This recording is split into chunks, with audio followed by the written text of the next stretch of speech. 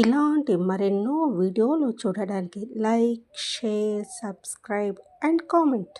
ఈరోజు ఈ వీడియోలో 2026 సంవత్సరంలో నిజ జ్యేష్ఠ మాసంలో బహుళపక్షంలో వచ్చే యోగిని ఏకాదశి ప్రారంభము మరియు ముగింపు తేదీల గురించి, ఉపవాస విరమణ ఏ తేదీన ఏ సమయానికి చేయాలి, వ్రత కథ గురించి తెలుసుకుందాము.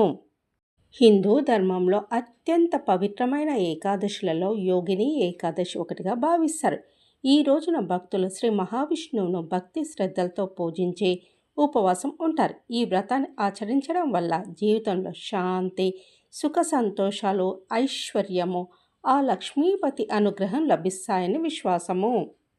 వైష్ణవంలో యోగిని ఏకాదశికి ప్రగాఢమైన ప్రాముఖ్యత ఉంది.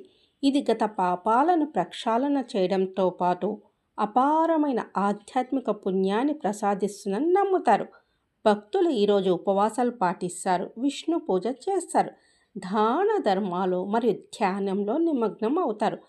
ఆధ్యాత్మిక చింతనకు, క్రమశిక్షణకు మరియు దైవ ఆశీర్వాదాలకు కోరుకోవడానికి ఇది ఒక ఆదర్శమైన రోజు. యోగిని అనే పదము ఇంద్రియ నిగ్రహము, ఆలోచన స్పష్టత మరియు ఆధ్యాత్మిక సాధనలను సూచిస్తుంది. ఈ ఏకాదశి గత కర్మల వల్ల కలిగే అన్ని రకాల బాధల నుండి విముక్తితో ప్రత్యేకంగా ముడిపడి ఉంటుంది. యోగిని ఏకాదశి కేవలం ఉపవాసానికి సంబంధించింది మాత్రమే కాదు, ఇది స్వీయ నియంత్రణ, సానుకూల ఆలోచన, భక్తి మరియు వినయంతో ముడిపడి ఉంటుంది. పద్మపురాణంలో వర్ణించిన ప్రకారము యోగిని ఏకాదశి ఆచారాలను పాటించే ఏ వ్యక్తి అయినా మంచి ఆరోగ్యాన్ని పొంది సంపన్నుడై తత్ఫలితంగా సుఖవంతమైన జీవితాన్ని గడపగలడు.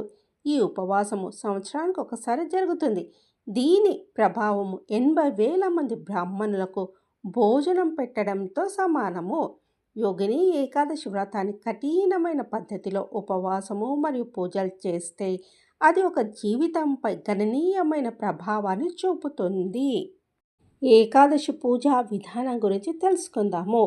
ఏకాదశి ఉదయాన్నే బ్రహ్మముహూర్తంలో నిద్రలేచి స్నానం చేయాలి. స్నానం చేసేటప్పుడు గంగే చ యమునా చైవ గోదావరి సరస్వతి నర్మదా సింధు కావేరి జలస్మిన్ సన్నిధిం కురు.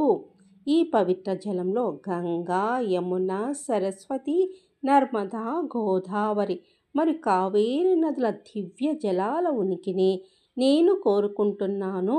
ఈ నదులు అత్యంత పవిత్రమైనవిగా నమ్ముతారు మరియు నన్ను ఆశీర్వదించమని నేను వాటిని ప్రార్థిస్తున్నాను అని అర్థం. స్నానం చేసిన తర్వాత పూజా మందిరంలో విష్ణుమూర్తిని పూజించాలి. స్వామికి తులసి ఆకులను సమర్పించి పువ్వులు, ధూపము, దీపము వెలిగించాలి. పూజ అనంతరం హారతి ఇచ్చి పవిత్రమైన ప్రసాదాన్ని పంచిపెట్టాలి. విష్ణు ఆలయాన్ని సందర్శించాలి. యోగిని యొక్క ఏకాదశి ఉపవాస దీక్షలు దశమి పండుగ ముందు రోజున ప్రారంభమవుతాయి. ఆ నిర్దిష్ట రోజున వ్రతం ఆచరించేవారు సూర్యాస్తమయానికి ముందే సాత్విక భోజనం చేయాలి. ఈ వ్రతము ఏకాదశి తిథి ముగిసే వరకు కొనసాగుతుంది. ప్రదర్శనకారులకు రాత్రిపూట నిద్రకు అనుమతి లేదు. గౌరవ సూచకంగా వారు రోజంతా మంత్రాలను పఠిస్తూ ఉండాలి. ఈ రోజున దాన ధర్మాలు చేయడం అత్యంత శుభప్రదంగా పరిగణించబడుతుంది. భక్తులు బ్రాహ్మణుడికి మరియు పేద ప్రజలకు ఆహారము, వస్త్రాలు మరియు డబ్బులు దానం చేసి సహాయం చేయాలి. 2026 సంవత్సరంలో యోగిని ఏకాదశి జూలై 10వ తేదీన వచ్చి జూలై 11వ తేదీ వరకు ఉంటుంది. శ్రీ పరాభవ నామ సంవత్సరము, జ్యేష్ఠ మాసము, గ్రీష్మ ఋతువు, ఉత్తరాయణము. ఏకాదశి తిథి ప్రారంభము 10వ తేదీ జూలై 2026 శుక్రవారం ఉదయం 8:16 ప్రారంభమై 11వ తేదీ జూలై 2026 శనివారం ఉదయం 5:23 ఏకాదశి తిథి ముగుస్తుంది. ఆరణ సమయము 11వ తేదీ జూలై 2026 శనివారం మధ్యాహ్నం 1:52 నుండి 4:32 వరకు. యోగిని ఏకాదశిని జూలై 10వ తేదీ శుక్రవారం రోజున ఆచరిస్తారు. వైష్ణవ భక్తులు జూలై 11వ తేదీ శనివారం రోజున ఉపవాసం ఉంటారు. అందువల్ల సాంప్రదాయాన్ని బట్టి ఉపవాస తేదీలు మారుతూ ఉంటాయి. యోగిని ఏకాదశి వ్రత కథ గురించి తెలుసుకుందాము. అలకాపురి అనే నగరాన్ని కుబేరుడు పాలించేవాడు. ఆయనకు శివుడంటే అమితమైన భక్తి. ప్రతిరోజు పూజ కోసం కుబేరుడు తన తోట నుండి తాజా పూలను తెప్పించుకునేవాడు. ఈ పూలను తెచ్చే బాధ్యత హేమమాలి అనే యక్షునికి ఉండేది. ఒకరోజు హేమమాలి తోట నుండి పూలను తీసుకువచ్చాడు. కానీ తన భార్య అందాన్ని చూసి మోహితుడై ఆమెతో సమయం గడపడంలో నిమగ్నమైపోయాడు. సమయం దాటిపోయి కుబేరునికి పూలు అందించడంలో ఆలస్యమైంది. అప్పటికే కోపంతో ఉన్న కుబేరుడు ఎందుకు ఆలస్యమైందో తెలుసుకొని హేమమాలి చేసిన తప్పిదాన్ని ఆగ్రహించాడు.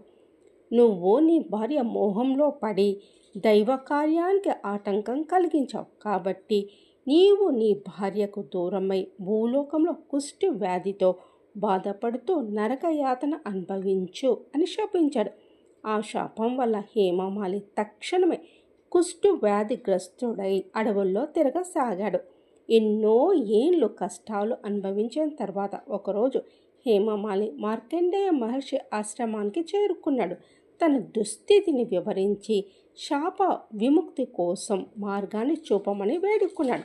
మార్కండేయ మహర్షి అతని పట్ల జాలిపడి ఆషాఢ మాసంలోని కృష్ణపక్షంలో వచ్చే యోగిని ఏకాదశి వ్రతాన్ని ఆచరించు.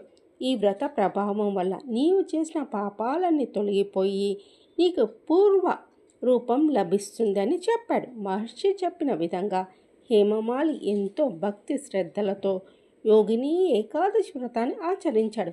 వ్రతం పూర్తి కాగానే అతని కుష్టివ్యాధి మటుమాయమై తిరిగి ఆరోగ్యవంతుడిగా మారి తన భార్యతో కలిసి సుఖశాంతులతో జీవించాడు.